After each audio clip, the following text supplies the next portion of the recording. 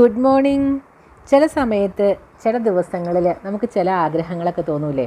അത് ചിലപ്പോൾ മറ്റുള്ളവർക്ക് കാണുമ്പോൾ അത് അത്ര സുഖകരമായിട്ട് തോന്നില്ല. ഇതെന്താ വട്ടാണോ എന്നൊക്കെ ചിലപ്പോൾ തോന്നുന്ന കാര്യങ്ങളായിരിക്കും. പക്ഷെ നമ്മളെ സംബന്ധിച്ചിടത്തോളം അത് നമ്മുടെ ചിലപ്പോൾ ആഗ്രഹങ്ങളായിരിക്കാം, അങ്ങനെ എന്തെങ്കിലുമൊക്കെ ആയിരിക്കും. എന്നെ സംബന്ധിച്ച് ഞാൻ പറയുകയാണെന്നുണ്ടെങ്കിൽ മറ്റുള്ളവർക്ക് ദ്രോഹമല്ല എന്ന് തോന്നുന്ന ഏതൊരാഗ്രഹവും സാധിച്ചെടുക്കുന്നുണ്ട്, കുഴപ്പമൊന്നുമില്ല എന്നുള്ളതാണ് എൻ്റെ ഒരു അഭിപ്രായം. നമ്മൾ മറ്റുള്ളവർക്ക് വേണ്ടിയിട്ട് ഒരു പരിധി കൂടുതൽ നമ്മുടെ ഇഷ്ടങ്ങളെയും ആഗ്രഹങ്ങളെയും ഒന്നും മാറ്റി നിർത്തേണ്ടതായിട്ടുള്ള ആവശ്യമില്ല. നമുക്കത് മനസ്സിന് സന്തോഷം നൽകുന്നതാണ് എങ്കിൽ, മറ്റുള്ളവർക്കത് ദോഷകരമായിട്ടുള്ളതല്ല എങ്കിൽ തീർച്ചയായിട്ടും അത് നമുക്ക് നടത്തിയെടുക്കാം കേട്ടോ. അങ്ങനെയൊരു സംഭവമാണ് ഇന്ന് രാവിലെ ഞങ്ങൾ ഉണ്ടാക്കുന്നത്. അതായത് ഗോതമ്പ് അട. കേൾക്കുമ്പോൾ എല്ലാവർക്കും ചിലപ്പോൾ ചിലർ ഉണ്ടാക്കുന്നുണ്ടായിരിക്കാം, ചിലർക്ക് തോന്നും വട്ടാണോ എന്ന്. കാരണം രാവിലെ ഒന്നും ആരും അങ്ങനെ അടയൊക്കെ കഴിക്കുന്നതായിട്ട് എനിക്കറിയില്ല കേട്ടോ. ഞങ്ങളുടെ ഇങ്ങോട്ടേക്കൊന്നുമില്ല. സാധാരണ ഈവനിങ് സ്നാക്കായിട്ടാണ് ഇത് കഴിക്കുന്നത്. പക്ഷേ എന്തോ രാവിലെ അങ്ങനെ ഒരു സംഭവം ചെയ്യണമെന്നൊരാഗ്രഹം തോന്നി.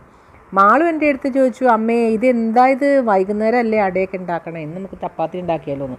പക്ഷേ കുഞ്ഞിയും ബീക്കും എൻ്റെ സൈഡ് നിന്നോട് കൂടിയിട്ട് ഞാൻ പറഞ്ഞു, എന്തായാലും ഇന്ന് നമുക്ക് അട ഉണ്ടാക്കാം, ആവശ്യമുള്ളവർ കഴിച്ചോ, ഇല്ലാത്തൊരു ചോറുണ്ടോ എന്ന് ഞാൻ പറഞ്ഞു കേട്ടോ.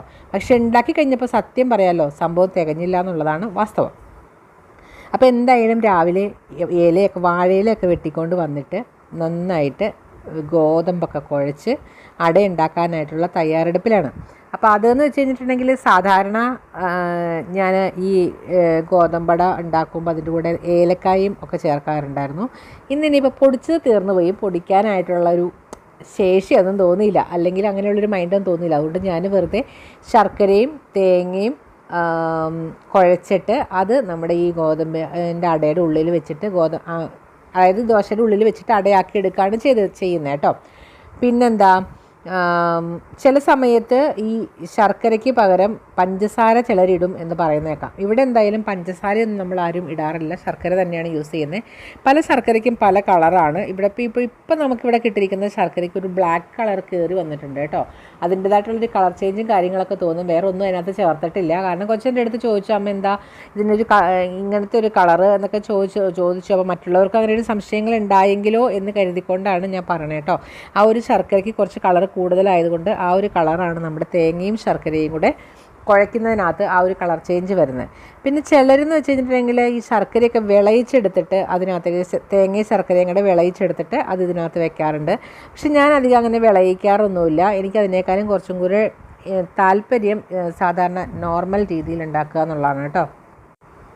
ഈ അട പരത്തുന്ന സമയത്തുണ്ടല്ലോ, നമ്മൾ കൈ വെള്ളത്തിലൊന്ന് നനച്ചിട്ട് അത് പരത്തിയെടുക്കുകയാണെന്നുണ്ടെങ്കിൽ കയ്യിൽ ഒട്ടിപ്പിടിക്കാതെ നല്ല സോഫ്റ്റായിട്ട് പെട്ടെന്ന് തന്നെ നല്ല ശരിക്കും പരന്ന് കിട്ടും. അപ്പം ഇനി ഇതിനകത്തേക്ക് പ്രത്യേകിച്ചൊന്നുമില്ല, നമ്മുടെ തേങ്ങയും ശർക്കരയും കൂടെ മിക്സ് ചെയ്ത് വെച്ചിരുന്ന കൂട്ട് ഇതിനകത്തേക്ക് ചേർത്തിട്ട് നമുക്കിത് മടക്കി അപ്പച്ചെമ്പിലോ, ചിലർ കുക്കറിൽ വെക്കുന്ന കാണാം. പക്ഷേ എനിക്കറിയത്തില്ല കേട്ടോ, ഞാൻ കുക്കറിൽ ഇതുവരെ ഉണ്ടാക്കിയിട്ടില്ല. ഞാൻ അപ്പച്ചെമ്പിലാണ് ഇത് ആവിയേറ്റി എടുക്കുന്നത് കേട്ടോ. അപ്പം ഇതൊരു അധികമൊന്നും ഞാൻ എണ്ണം ഒരുമിച്ച് അപ്പച്ചെമ്പിലേക്ക് വെക്കാറില്ല. കാരണം അതിൻ്റെ ഇടയ്ക്ക് ഇരിക്കുന്നതിനൊന്നും വേവ് കറക്റ്റ് ആവില്ല. അപ്പോൾ അത് കാരണം ഞാനൊരു 3-4 എണ്ണം മാക്സിമം അത്ര മാത്രമേ അതിനകത്ത് വെക്കാറുള്ളൂ. അപ്പോൾ പെട്ടെന്ന് നമുക്ക് ടൈം കുറച്ച് വേവിച്ചെടുക്കാനായിട്ട് പറ്റും. അതുപോലെ തന്നെ എല്ലാ ഭാഗവും നല്ല രീതിയിൽ, താഴ്ഭാഗവും ഉൾഭാഗവും ഒക്കെ നല്ല രീതിയിൽ വെന്ത് കിട്ടും എന്നുള്ളത് കൊണ്ട് ഇനി 3-4 എണ്ണത്തിൽ കൂടുതലൊന്നും ഒരേ ട്രിപ്പിൽ ഒരേ പ്രാവശ്യം നമ്മൾ വെക്കാറില്ല.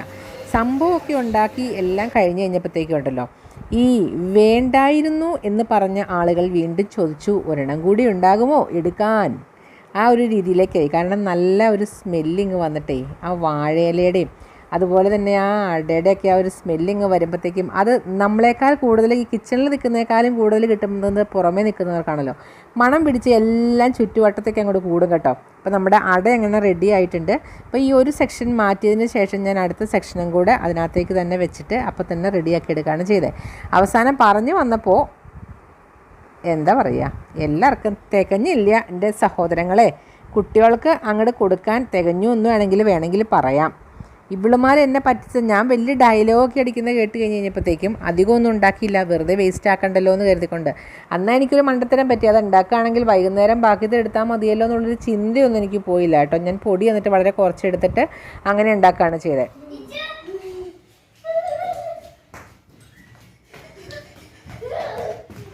ചായ കൂടിയൊക്കെ കഴിഞ്ഞ് എല്ലാവരും കൂടെ കളിക്കാൻ ഇറങ്ങി കേട്ടോ. മാളൊക്കെ കയറിയിരുന്ന് പഠിക്കുകയാണ്. കാരണം ഇവരുടെ കൂടെ കളിക്കാൻ പറ്റുന്ന ഒരു സിറ്റുവേഷൻ അല്ലല്ലോ അവർക്ക്. അപ്പോൾ 10th-ലാണല്ലോ, അപ്പോൾ അതുകൊണ്ട് അവർ പഠിക്കാൻ കയറി.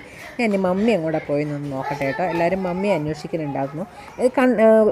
അന്വേഷിച്ചിട്ട് വലിയ കാര്യമൊന്നുമില്ല. നമ്മുടെ ഇതും കൊണ്ട് ചെല്ലുന്നു എന്ന് അറിയുമ്പോഴത്തേക്കും ഒരൊറ്റ ഓട്ടം വെച്ച് കൊടുക്കും. ഓടിച്ചിട്ട് പിടിച്ച് മക്കളെ. പക്ഷേ പറയുന്നൊന്നും കേൾക്കാൻ പാടില്ല കേട്ടോ. മമ്മി ഭയങ്കര സൗണ്ട് കുറച്ചിട്ടേ പറയുള്ളൂ. അപ്പോൾ അതുകൊണ്ട് അതങ്ങോട്ട് കട്ട് ചെയ്തിട്ട് ഞാൻ വോയിസ് ഓവർ കൊടുക്കാമെന്ന് വിചാരിച്ചതാണ്. കാരണം ഒന്നാമത് മമ്മിക്ക് അങ്ങനെ ഇതിൻ്റെ മുന്നിലൊന്നും വന്ന് ശീലമില്ല. ശീലം ആർക്കും ഇല്ല, അത് വേറെ കാര്യം. പക്ഷേങ്കിൽ അതിൻ്റേതായിട്ടുള്ളൊരു ബുദ്ധിമുട്ടും കാര്യങ്ങളൊക്കെ ഉണ്ട്. പതിയെ പതിയെ ശരിയാവുമെന്ന് നമുക്ക് വിചാരിക്കാം. അവിടെ 2-3 മുളക് കുടിയെന്നൊക്കെ ഇവിടെ പറയും. ഞങ്ങൾ ചീരി എന്നൊക്കെയാണ് ഞങ്ങളുടെ നാട്ടിലേക്ക് പറയുന്നത്. അപ്പോൾ അതുകൊണ്ട് നട്ട് വെച്ചിട്ടുണ്ട്. അപ്പോൾ അതിൻ്റെ വിശേഷങ്ങളാണ് പറയുന്നത്. നമ്മുടെ മോളുടെ വീട്ടിൽ നിന്ന് കൊണ്ടുവന്നിരിക്കുന്ന സംഭവമാണ്. അപ്പോൾ അവിടെ നല്ല രീതിയിലൊക്കെ ഉണ്ടാവും. ഇവിടെ അങ്ങനെ വലിയ കാര്യമായിട്ടൊന്നും മുളകൊന്നും ഉണ്ടാവത്തില്ല കേട്ടോ. അതെന്താണെന്ന് എനിക്കറിയത്തില്ല, മണ്ണിൻ്റെ കുഴപ്പമാണെന്ന് തോന്നുന്നു. അപ്പോൾ അതിൻ്റെ കാര്യങ്ങളൊക്കെയാണ് പറഞ്ഞത്. അപ്പോൾ അതൊക്കെ പറഞ്ഞുകൊണ്ട് കുറച്ച് സമയം അവിടെ നിന്നു. അത് കഴിഞ്ഞിട്ട് നമുക്ക് ഉച്ചക്കത്തേക്കുള്ള കറികളൊക്കെ റെഡിയാക്കണ്ടേ. എനിക്ക് ചില ദിവസങ്ങളിൽ ഭയങ്കര മടിയാണ് കേട്ടോ. ഇന്ന് അതുകൊണ്ട് എന്ത് ചെയ്യണമെന്നറിയാവോ? ഇപ്പോൾ ഈ എന്താ പറയുക, തോരൻ വെക്കാൻ വേണ്ടിയിട്ടേ ഈ ഉള്ളിയും വറ്റൽമുളക് അങ്ങോട്ട് നമ്മൾ ശരിക്കും പറഞ്ഞാൽ ചതച്ചെടുക്കുകയാണ് ഞാൻ ചെയ്യുന്നത്. ഇടിയൻ കല്ലിൽ വെച്ചിട്ട് ചതച്ചെടുക്കുക ചെയ്യുന്നത്. പക്ഷേ ഇന്ന് മടി കാരണം കുക്കറിലിട്ടിട്ടില്ല, മിക്സിയിലിട്ടിട്ട് ഒന്ന് ക്രഷ് ചെയ്തെടുത്തു കേട്ടോ. ഒന്ന് ക്രഷ് ചെയ്തെടുക്കേ പാടുള്ളൂ കേട്ടോ, അല്ലെങ്കിൽ ഭയങ്കരമായിട്ട് അങ്ങോട്ട് അരഞ്ഞു പോവും. അപ്പോൾ അതുകൊണ്ട് ജസ്റ്റ് ഒന്ന് കറക്കിയിട്ട് അപ്പം തന്നെ നമുക്ക് എടുക്കുകയാണെന്നുണ്ടെങ്കിൽ നല്ല രീതിയിൽ ചതഞ്ഞ് കിട്ടും. പക്ഷേങ്കിൽ ആ ഒരു ഇടിയനിൽ വെച്ചുണ്ടാക്കുന്ന, അല്ലെങ്കിൽ നമ്മൾ അമ്മിക്കല്ലിൽ അരകല്ലിൽ വെച്ചിട്ട് ചതച്ചെടുക്കുന്നതിൻ്റെ ഒരു ടേസ്റ്റോ കാര്യങ്ങളൊന്നും ഇതിനില്ല എന്നുള്ളതാണ് വാസ്തവം. അപ്പോൾ എന്തായാലും ഞാൻ ഇത് വെച്ചിട്ട് അച്ചിങ്ങ തോരൻ ഉണ്ടാക്കാൻ പോകുന്നത് കേട്ടോ. അച്ചിങ്ങ എല്ലാവരും, ഞാൻ കഴിഞ്ഞ പ്രാവശ്യം ഇതുപോലെ അച്ചിങ്ങ തോരൻ ഉണ്ടാക്കി കാണിച്ചപ്പോൾ കുക്കറിൽ വേവിക്കുന്നുണ്ടപ്പോഴത്തേക്കും പലരും ചോദിച്ചു അതിനകത്ത് ഈ സംഭവം അച്ചിങ്ങ അങ്ങോട്ട് വെന്ത് അലിഞ്ഞു പോവില്ലേ എന്ന് ചോദിച്ചു കേട്ടോ. പക്ഷേ എന്നെ സംബന്ധിച്ച് അങ്ങനെ അധികം ഞാൻ ചെയ്യുമ്പോഴൊന്നും അങ്ങനെ അലിഞ്ഞൊന്നും പോകാറില്ല. കാരണം എന്താ വെച്ചിട്ടുണ്ടെങ്കിൽ ഞാൻ അധികം നികക്ക വെള്ളം ഒഴിക്കത്തില്ല, വളരെ കുറച്ച് വെള്ളം ഒഴിച്ചിട്ടാണ് കുക്ക് ചെയ്യുന്നത്. അതുപോലെ തന്നെ അത് ഒരു പ്രാവശ്യം വിസിലടിച്ച് കഴിഞ്ഞിട്ടുണ്ടെങ്കിൽ അപ്പം തന്നെ മാറ്റി വെച്ചിട്ട് അതിൻ്റെ ആ ഒരു വെയിറ്റ് കംപ്ലീറ്റ് മാറ്റി അതിൻ്റെ ആ എയർ കംപ്ലീറ്റ് കളഞ്ഞു വെക്കും. അല്ലാന്നുണ്ടെങ്കിൽ അത് പെട്ടെന്ന് വെന്ത് അലിഞ്ഞു പോകും കേട്ടോ. എന്നിട്ട് ഇതുപോലെ നമ്മുടെ ഒരു ചോർപ്പിലേക്ക് ഇട്ടിട്ട് വെള്ളം ശരിക്കും കളയുകയാണെന്നുണ്ടെങ്കിൽ നന്നായിട്ട് തന്നെ നമ്മൾ ഈ കലത്തിലൊക്കെ വെച്ച് വേവിക്കുന്നത് പോലെ തന്നെ നല്ല ഇതിൽ കിട്ടും കേട്ടോ. അപ്പോൾ കുറച്ച് ഉപ്പും വെള്ളം മാത്രമാണ് ഞാൻ അതിനകത്ത് ഒഴിച്ച് വേവിച്ചിട്ടുള്ളത്. അങ്ങനെ വളരെ പെട്ടെന്ന് തന്നെ ഈസി ആയിട്ട് നമ്മുടെ അച്ചിങ്ങ ഉലത്തിയത്, ചിലർ മെഴുക്കുവരട്ടി എന്ന് പറയും കേട്ടോ, റെഡി ആയിട്ടുണ്ട്. ഞാനിത് പെട്ടെന്ന് ഇപ്പോൾ ഈ സ്കൂളൊക്കെ തുറന്നത് കൊണ്ടുണ്ടല്ലോ, അച്ചിങ്ങയൊക്കെ നേരത്തെ അരിഞ്ഞു വെക്കും. അതുപോലെ തന്നെ ഉള്ളിയൊക്കെ തൊലി കളഞ്ഞിട്ട് ഡപ്പിയിലാക്കി വെക്കും. അങ്ങനത്തെ പരിപാടികളൊക്കെ ചെയ്യുന്നത് കൊണ്ട് വളരെ പെട്ടെന്ന് തന്നെ ഇതൊക്കെ റെഡിയാക്കി എടുക്കാനായിട്ട് സാധിക്കും കേട്ടോ. അതുപോലെ ക്രഷ്ഡ് ചില്ലി തീർന്നിരുന്നത് കൊണ്ട് ഞാൻ അതിനകത്തേക്ക് വറ്റൽമുളക് ഇട്ടിട്ട് അത് ക്രഷ് ചെയ്തതിന് ശേഷമാണ് ഈ ഉള്ളിയൊക്കെ ഇട്ട് ക്രഷ് ചെയ്തെടുത്തത്. നമ്മൾ ഇടയ്ക്കിടയ്ക്ക് ഇതൊക്കെ ഒന്ന് പൊടിച്ച് വെക്കണം, നല്ലതായിരിക്കും. അപ്പോൾ ഈസി ആയിട്ട് വളരെ പെട്ടെന്ന് തന്നെ കറി ഉണ്ടാക്കിയെടുക്കാനായിട്ട് സാധിക്കും. ഇനി നമുക്ക് ചാറുകറി വേണ്ടിയിട്ട് ഞാൻ ചെയ്യുന്നൊരു കാര്യം എന്ന് വെച്ചിട്ടുണ്ടെങ്കിൽ, ഇന്ന് നോൺ വെജ് കാര്യങ്ങളൊന്നും ഇവിടെ ഇല്ല. അപ്പോൾ അതുകൊണ്ട് ഉണ്ടാക്കുന്നത് കോവയ്ക്കയാണ്. കോവയ്ക്ക നമ്മൾ മീൻകറി പോലെ വെക്കത്തില്ലേ, അത് ഇവിടെ എല്ലാവർക്കും ഭയങ്കര ഇഷ്ടമാണ് കേട്ടോ. നല്ല ടേസ്റ്റാണ്. ശരിക്കും മീനില്ല എന്ന് മാത്രമേ ഉള്ളൂ അതിനകത്ത്. ശരിക്കും മീൻകറിയുടെ ആ ഒരു ടേസ്റ്റാണ് അതിന് വരണത്. വേറെ ഒന്നുമില്ല. ഉണ്ടാക്കാനും വളരെ എളുപ്പമാണ്. നമ്മൾ സാധാരണ ഉണ്ടാക്കുന്നത് പോലെ തന്നെ ചുവന്നുള്ളി, വെളുത്തുള്ളി, ഇഞ്ചി, പച്ചമുളക്, കറിവേപ്പില, ഇത്രയും സാധനങ്ങൾ നമ്മളൊന്ന് മൂപ്പിച്ചെടുക്കണം. അതിനാദ്യം നമ്മൾ എണ്ണ ഒഴിച്ച് കടുക് പൊട്ടിച്ച് അതിനകത്ത്, കടുക് പൊട്ടിക്കുന്നതിന് മുന്നേ തന്നെ ഞാൻ കുറച്ച് ഉലുവ ഇതുപോലുള്ളതിനൊക്കെ ഇടും കേട്ടോ. കുറച്ച് ഉലുവയിട്ട് പൊട്ടിക്കുക. അതിനുശേഷം കടുക് ഇട്ടിട്ട് ഈ സംഭവങ്ങളെല്ലാം കൂടി ഇതിനകത്തിട്ട് നന്നായിട്ട് മൂത്ത് വന്ന് കഴിയുമ്പോഴത്തേക്കും മഞ്ഞൾപ്പൊടി ഇടുക. നിങ്ങൾ കാശ്മീരി മുളക് പൊടിയും ഇട്ടിട്ടാണ് നോർമലി നമ്മൾ മീൻകറി വെക്കുന്നതെന്നുണ്ടെങ്കിൽ അങ്ങനെ വെക്കുക. അതല്ലാന്നുണ്ടെങ്കിൽ ഞാൻ ചെയ്യുന്നത് കുറച്ച് ഫിഷ് മസാല, അപ്പോൾ കുറച്ചും കൂടി ടേസ്റ്റ് കൂടുതലായിരിക്കും കേട്ടോ. ഫിഷ് മസാലയാണ് ഇതിനകത്തേക്ക് ഇട്ട് കൊടുക്കുന്നത്. എന്നിട്ട് നന്നായിട്ട് മൂത്ത് വന്നതിന് ശേഷം ഇതിനകത്തേക്ക് ഈ കോവയ്ക്ക അരിഞ്ഞ് വെച്ചിരിക്കുന്നത് നീളത്തിലാണ് അരിയേണ്ടത്. അപ്പോഴാണ് കുറച്ചും കൂടി കാണാനും ഒക്കെ ഒരു ഭംഗിയും കാര്യങ്ങളൊക്കെ വരുമല്ലോ. അപ്പോൾ നീളത്തിൽ അരിഞ്ഞതും കൂടെ ഇട്ട് കൊടുത്ത് ഉപ്പിട്ട് ശരിക്കും നമ്മളൊന്ന് മൂപ്പിച്ചതിന് ശേഷം ആവശ്യത്തിന്, ആ കോവയ്ക്ക വേവാൻ ആവശ്യത്തിനുള്ള വെള്ളം ഒഴിച്ച് നന്നായിട്ട് നമുക്ക് വേവിച്ചെടുക്കണം. അത് വെന്ത് വന്നതിന് ശേഷം മാത്രം അതിനകത്തേക്ക് ചേർക്കാവുന്ന ഒന്നാണ് കുടപ്പുളി. ഈ പുളി നമ്മൾ മീൻകറിക്ക് ചേർക്കുന്നത് പോലെ തന്നെ മീൻകറിയുടെ അത്രയും ഇടണ്ട, കാരണം അത്രയും കൂടി പുളി പിടിക്കേണ്ട കാര്യമില്ലല്ലോ, ചെറിയൊരു പുളി മതിയല്ലോ. അപ്പോൾ അത് കാരണം അതിനാവശ്യമായിട്ടുള്ള പുളിയും കൂടെ ചേർത്തിട്ട് വീണ്ടും തിളപ്പിച്ചെടുക്കുക. ചിലർ ഈ കോവയ്ക്കയുടെ കൂടെ തന്നെ പുളി ഇടാറുണ്ട്. പക്ഷേ അങ്ങനെ ഇടുമ്പോൾ ഒരു കുഴപ്പം എന്താണെന്ന് വെച്ചിട്ടുണ്ടെങ്കിൽ വളരെ പെട്ടെന്ന് തന്നെ ഈ ഒരു കോവയ്ക്ക വെന്ത് കിട്ടില്ല. കുറച്ച് സമയം എടുത്ത് വെന്ത് ചിലപ്പോൾ അത് കല്ലച്ചു പോവുകയൊക്കെ ചെയ്യും. അപ്പോൾ അതുകൊണ്ട് കോവയ്ക്ക ഒന്ന് വെന്തതിന് ശേഷം നമ്മൾ പുളി ഇട്ട് കൊടുക്കുന്നതാണ് ഏറ്റവും നല്ലത് കേട്ടോ. പുളിയിട്ട് തിളപ്പിച്ച് അതിനകത്തേക്ക് ആവശ്യത്തിന് പുളിയുടെ കറി ഇറങ്ങിയതിന് ശേഷം നമ്മൾ തേങ്ങ അരച്ചത്, വെറുതെ തേങ്ങ അരച്ചെടുക്കുക മാത്രമാണ് ചെയ്തത്. തേങ്ങ അരച്ചതും കൂടി ഇതിനകത്തേക്ക് ചേർക്കുമ്പോൾ നല്ലൊരു ടേസ്റ്റ് കൂടുതൽ കിട്ടും കേട്ടോ. എനിക്ക് അതിനോടാണ് താല്പര്യം. ഈ മുളക് ചാറ് പോലെ വെക്കുന്നതിനോട് വലിയ ഇൻട്രസ്റ്റ് ഇല്ല. അതിപ്പം മീൻകറി ആണെങ്കിലും കൂടുതലും ഞാൻ ഇങ്ങനെയാണ് ഉണ്ടാക്കുന്നത് കേട്ടോ. അപ്പം ഇപ്പം ഈ എന്ന് വെച്ചിട്ടുണ്ടെങ്കിൽ ഈ സമയത്ത് നല്ല രീതിയിൽ കുറുകിയിരിക്കും. അപ്പോൾ ആവശ്യത്തിന് ഉപ്പും ഒക്കെ ചേർത്തിട്ട് വേണമെങ്കിൽ കുറച്ചും കൂടെ വെള്ളം ചേർത്ത് ഒഴിക്കാം. കാരണം നമ്മൾ കലത്തിലാണല്ലോ, മൺകലത്തിൽ ഉണ്ടാക്കുമ്പോഴത്തെ ഗുണം എന്താണെന്ന് വെച്ച് കഴിഞ്ഞാൽ ഇത് ചൂടാറുമ്പോഴത്തേക്കും കുറച്ചും കൂടെ വെള്ളം വറ്റും. അപ്പോൾ ആവശ്യത്തിന് കുറച്ച് വെള്ളവും ഉപ്പൊക്കെ ചേർത്തിട്ട് നല്ല രീതിയിൽ തിളപ്പിച്ചെടുത്ത് കഴിഞ്ഞിട്ടുണ്ടെങ്കിൽ നമ്മുടെ ഇന്നത്തെ മീനില്ലാത്ത മീൻ കറി റെഡി ആയിട്ടുണ്ട്. ഇനി നമുക്ക് ഉച്ചയ്ക്ക് ചോറുണ്ടാൽ മാത്രം മതിയാവും സഹോദരങ്ങളെ. രാവിലെ അടയുണ്ടാക്കിയത് കൊണ്ട് തന്നെ ഇന്ന് ഉച്ചക്കത്തേക്കുള്ള കറികളൊക്കെ ഉണ്ടാക്കാൻ നല്ല എളുപ്പമായിരുന്നു കേട്ടോ. കാരണം അധിക സമയമൊന്നും വേണ്ടല്ലോ ഈ അടയുണ്ടാക്കാനായിട്ട്. ഇനി ഇതൊന്ന് തിളച്ച് കിട്ടിയാൽ മാത്രം മതി കേട്ടോ. അപ്പോൾ രാവിലത്തെ കുക്കിങ്ങും കാര്യങ്ങളൊക്കെ കഴിഞ്ഞ് കഴിഞ്ഞപ്പോഴത്തേക്കും ഞാൻ എന്താ ചെയ്തിട്ടുണ്ടെങ്കിൽ നമ്മുടെ ആ ഒരു കിച്ചൺ ടവലുകളൊക്കെ എല്ലാവരും പുറമെയൊക്കെ കൊണ്ടുപോയിട്ട് കഴുകാറുണ്ട്. പക്ഷേ ഞാൻ എന്നെ സംബന്ധിച്ചിടത്തോളം ഞാൻ അപ്പം തന്നെ ഇതുപോലെ അങ്ങോട്ട് മുക്കി വെക്കും കേട്ടോ. അത് ഒരു 2-3 പ്രാവശ്യമൊക്കെ ഡെയിലി മാറ്റി, അതായത് എനിക്ക് അധികം നനഞ്ഞിരിക്കുന്ന ഇഷ്ടമല്ല. അപ്പോൾ അങ്ങനെ വെക്കുന്നത് കൊണ്ട് അധികം ചെളിയോ കാര്യങ്ങളോ ഒന്നുമില്ല, നനവ് മാത്രമേ ഉണ്ടാവുള്ളൂ. അപ്പോൾ അതൊന്ന് പെട്ടെന്ന് നമ്മൾ വിമ്മാണ് ഇട്ട്, ഞാൻ വിം ലോഷൻ ഉപയോഗിക്കുന്നത് കാരണം അത് തന്നെ ഇതിനകത്തേക്ക് ഒഴിച്ചിട്ട് അതൊന്ന് കറക്റ്റ് ചെയ്തെടുക്കും കേട്ടോ. പണികളൊക്കെ കഴിഞ്ഞ് കഴിഞ്ഞപ്പോഴത്തേക്കും എനിക്കൊരു വീക്ക്നെസ് ഉണ്ട് സഹോദരങ്ങളെ. എന്താണെന്നറിയാമോ? ഇടയ്ക്കിടയ്ക്ക് നെയിൽ പോളിഷ് മാറ്റിയിടുക. അത് ഇന്നും ഇന്നലെ തുടങ്ങിയ ഒരു പരിപാടിയൊന്നും അല്ല കേട്ടോ. പണ്ട് തുടങ്ങി എൻ്റെ 2 കയ്യിൽ ഞാൻ നെയിൽ പോളിഷ് ഇടുവേ. അത് നമ്മുടെ സാഹചര്യങ്ങളുടെ സമ്മർദ്ദം മൂലം പലരും പല സമയത്തും എന്നോട് ചോദിച്ചിട്ടുണ്ട് എന്തിനാണ് ഇങ്ങനെ ഇടുന്നതെന്ന്. പക്ഷേ എനിക്ക് എൻ്റെ സെൽഫ് സാറ്റിസ്ഫാക്ഷനാണ് എനിക്ക് വലുത്. അപ്പോൾ അതുകൊണ്ട് തന്നെ മറ്റുള്ളവർക്ക് ദ്രോഹം ഉണ്ടാകുന്ന കാര്യമൊന്നുമല്ലല്ലോ, നമ്മുടെ കയ്യിലല്ലേ ഇങ്ങനെ കിടക്കുന്നത്. ഞാൻ മറ്റുള്ളവർ പറയുന്ന ഒന്നും കേൾക്കാറില്ല. അവർക്ക് എൻ്റെ കയ്യിൽ നെയിൽ പോളിഷ് ഇടുന്നതുകൊണ്ട് എന്തെങ്കിലും ബുദ്ധിമുട്ടുണ്ടോ ഇല്ലല്ലോ. അവരുടെ വിചാരം എന്താണെന്നറിയോ, ഈ നഖം നീട്ടിയിട്ട് അതിനകത്ത് ഇങ്ങനെ നെയിൽ പോളിഷ് ഇട്ട് കഴിയുമ്പോഴത്തേക്ക് അതിൻ്റെ ഉള്ളിലൊക്കെ ചെളി കയറിയിരിക്കുന്ന. പക്ഷെ അത് അനുഭവം ഇല്ലാത്തത് കൊണ്ടാണ് കേട്ടോ അവരങ്ങനെ പറയുന്നത്. എൻ്റെ അനുഭവം എന്താണെന്ന് വെച്ചിട്ടുണ്ടെങ്കിൽ നമ്മൾ നഖം നീട്ടാതിരിക്കുമ്പോഴാണ് അതിനകത്തേക്ക് ചെളി കയറുന്നത്. ഇതിങ്ങനെ നെയിൽ നീട്ടി കഴിഞ്ഞ് കഴിയുമ്പോഴത്തേക്ക് അതിൻ്റെ ഇടയ്ക്ക് ചെളി കയറിയിരിക്കാൻ എവിടെ സ്ഥലം. അപ്പോൾ അതുകൊണ്ട് ആരും പറയുന്നത് ഞാൻ കേൾക്കാൻ പോയില്ല. അന്ന് തുടങ്ങി ഇന്ന് വരെ ഒരു 17 വയസ്സിൽ സ്റ്റാർട്ട് ചെയ്തതാണ് ഞാനിത്. അന്ന് 17 അല്ല 18 വയസ്സ് കാണും, എത്രയെങ്കിലും ആവട്ടെ. അപ്പം അന്ന് തുടങ്ങി ഇന്ന് വരെ 2 കയ്യിലും ഞാൻ നെയിൽ പോളിഷ് ഇടും കേട്ടോ. അത് ആര് പറഞ്ഞാലും ഞാനിനി മാറ്റേയില്ല. എനിക്കത് ഇട്ടില്ലെങ്കിൽ ഒരു കോൺഫിഡൻസ് ഇല്ലെന്നേ. അപ്പം കുറച്ച് കളേഴ്സൊക്കെ ഞാൻ വാങ്ങി വെച്ചിട്ടുണ്ട്. കുറേയൊക്കെ ഞാൻ കഴിഞ്ഞ ദിവസവും പറഞ്ഞല്ലോ, പിള്ളേരൊക്കെ എടുത്ത് ഈ വെക്കേഷൻ സമയത്തൊക്കെ എടുത്ത് മാക്ക് വീക്കുന്നൊക്കെ ഇട്ടതൊക്കെ കട്ടയാക്കി കളഞ്ഞു. അതൊക്കെ പോട്ടെ, എന്തായാലും ഞാനിതാ ഇതുപോലെ നെയിൽ പോളിഷ് ഇട്ട്. ഇന്നാൾ ഞാൻ നമ്മൾ റിലയൻസിൽ നിന്ന് മേടിച്ചുകൊണ്ട് വന്നില്ലായിരുന്നു, ഓഫറിൽ ബൈ 1 get 1 മേടിച്ചുകൊണ്ട് വന്ന ലാക്മേയുടെ നെയിൽ പോളിഷാണ് കേട്ടോ. അത് പക്ഷെ എനിക്കറിയത്തില്ല, ഞാൻ ഉദ്ദേശിച്ചൊരു കളറ് കിട്ടിയില്ല അതിന്.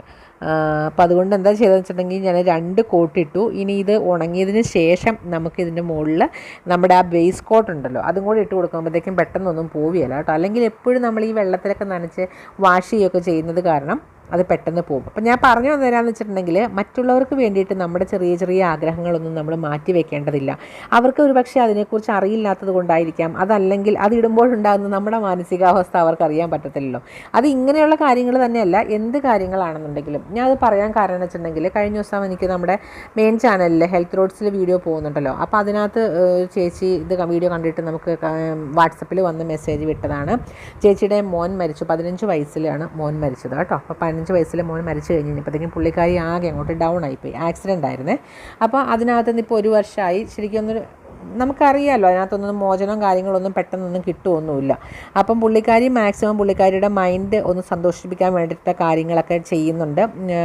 അവിടെ തൊട്ടടുത്ത് തന്നെ ഒരു ചെറിയൊരു കമ്പനിയിൽ ജോലിക്കും പോകുന്നുണ്ട്. പക്ഷേ എങ്കിൽ അതിനകത്തുനിന്ന് അതിലപ്പുറത്തേക്ക് അവർക്കൊന്ന് പുറത്തേക്ക് ഇറങ്ങാനോ മറ്റുള്ളവരുമായിട്ട് മിങ്കിൾ ചെയ്യാനോ ഒന്നും അവരുടെ ഇൻലോസ്, അതായത് അപ്പനും അമ്മയും ഒന്നും സമ്മതിക്കുന്നില്ല. അയ്യോ കുറച്ചുകൂടെ കഴിയട്ടെ, ഇപ്പോഴേ ഇങ്ങനെ എന്തിനാ ഇറങ്ങുന്നത്, ഇങ്ങനെ ആരെങ്കിലുമൊക്കെ ഇറങ്ങി നടക്കുമോ, അങ്ങനെയുള്ള കാര്യങ്ങളൊക്കെയാണ് ഇവരും മറ്റുള്ളവരും ഇവരോട് ചോദിച്ചുകൊണ്ടിരിക്കുന്നത്. ഞാൻ പറയുകയാണെന്നുണ്ടെങ്കിൽ ഉണ്ടല്ലോ, എൻ്റെ അനുഭവം കൊണ്ടും എല്ലാം ഞാൻ പറയുകയാണെന്നുണ്ടെങ്കിൽ ഇങ്ങനെയുള്ള കാര്യങ്ങളൊന്നും മറ്റുള്ളവർ പറയുന്നത് നമ്മൾ കേൾക്കാൻ പോകരുത്. കാരണം നമ്മുടെ മൈൻഡ് സ്റ്റേണായിട്ടിരുന്നെങ്കിൽ മാത്രമേ നമുക്ക് എന്ത് കാര്യങ്ങളും മുന്നോട്ട് ധൈര്യപൂർവ്വം കൊണ്ടുപോകാനും, ഇപ്പോൾ വീട്ടുപണിയാണെങ്കിൽ പോലും നന്നായിട്ട് ചെയ്യാനും മറ്റുള്ളവരുമായിട്ട് കൂടുതൽ സന്തോഷത്തോട് ഇടപെടാനും ഒക്കെ സാധിക്കണമെന്നുണ്ടെങ്കിൽ നമ്മുടെ മൈൻഡ് ക്ലിയർ ആയിരിക്കണം. നമ്മളിങ്ങനെ ആ ഓർമ്മകളിൽ ഇങ്ങനെ ഫുൾ ടൈം നിന്ന് കഴിഞ്ഞിട്ടുണ്ടെങ്കിൽ ഡിപ്രഷൻ എന്ന് പറയുന്ന സ്റ്റേജിലേക്ക് പോകും. അപ്പം അതിനേക്കാളും നല്ലത് നമ്മൾ ആ സത്യം അംഗീകരിച്ചതിന് ശേഷം നമ്മുടെ മൈൻഡ് റിലാക്സ് ആവാൻ വേണ്ടിയിട്ട് ജസ്റ്റ് ഇടയ്ക്കൊക്കെ ഒന്ന് പുറത്ത് പോവുക. ഹസ്ബൻഡിന് കുഴപ്പമില്ല, പാരൻസിനാണ് പ്രശ്നം. അവർക്കതിൻ്റെ ആ ഒരു സിറ്റുവേഷൻ എന്താണെന്നുള്ളത് മനസ്സിലാവത്തില്ല. ഇവരുടെ ഹസ്ബൻഡിന് എനിക്ക് തോന്നുന്നു ആ ഒരു സിറ്റുവേഷൻ കറക്റ്റായിട്ട് അറിയാം. അതുകൊണ്ട് പുള്ളി പുറത്ത് പോകുന്നത് കൊണ്ട് പുള്ളിക്ക് അത്രയും പ്രശ്നങ്ങളില്ല താനും. ഇവരിങ്ങനെ ഈ വീട്ടിൽ തന്നെ അടച്ചിരിക്കുന്നത് കൊണ്ടാണ് ഇത്രയും ഇഷ്യൂസ് ഉണ്ടാകുന്നത്. ഉണ്ടാകുന്നത്. അപ്പോൾ അവർ ഇതിനകത്ത് തടയിടാൻ വേണ്ടിയിട്ട് പലരും വന്നിരിക്കും. നമ്മളതൊന്നും മൈൻഡ് ചെയ്യാൻ പോകണ്ട. നമ്മുടെ സന്തോഷമാണ് നമുക്ക് വലുത്, നമ്മുടെ കുഞ്ഞുങ്ങളുടെ ഭാവിയാണ് നമുക്ക് വലുത്. വേറെയും കുട്ടികളുണ്ട് അവർക്ക്. അപ്പോൾ ഇവരിങ്ങനെ വിഷമിച്ചിരിക്കുന്നത് കാണുമ്പോഴത്തേക്കും അവർക്ക് അതിനേക്കാളും വലിയ വിഷമം അവരുടെ ആ കുഞ്ഞു മനസ്സല്ലേ വേദനിക്കുന്നത്. മറ്റുള്ളവർക്ക് എന്തും പറയാം, പക്ഷേ നമുക്ക് നമ്മുടെ കാര്യങ്ങൾ കറക്റ്റായിട്ട് കൊണ്ടുപോകാനായിട്ട് എന്താണോ നല്ലതെന്ന് നമുക്ക് തോന്നുന്നത് ആ ഒരു കാര്യം ധൈര്യമായിട്ട് മുന്നോട്ട് കൊണ്ടുപോവുക തന്നെ വേണം കേട്ടോ. നെയിൽ പോളിഷൊക്കെ ഇട്ട് കഴിഞ്ഞപ്പോഴത്തേക്കും എൻ്റെ കൈയുടെ അവസ്ഥ ഞാൻ ഉദ്ദേശിച്ച ഫലമൊന്നും കിട്ടിയില്ല എൻ്റെ പൊന്നു കുഞ്ഞുങ്ങളെ. ഞാൻ കാണിച്ചു തരാം കേട്ടോ എൻ്റെ കറക്റ്റ് കളർ എന്താണെന്ന്.